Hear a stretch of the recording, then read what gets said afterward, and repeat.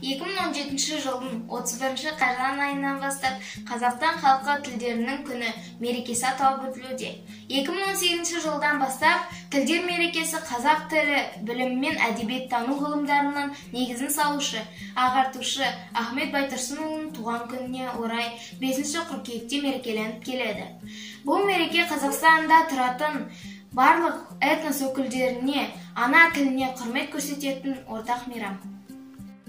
Ең бірінші бақытым халқым менің, соған берем ойымның алтын кеңін.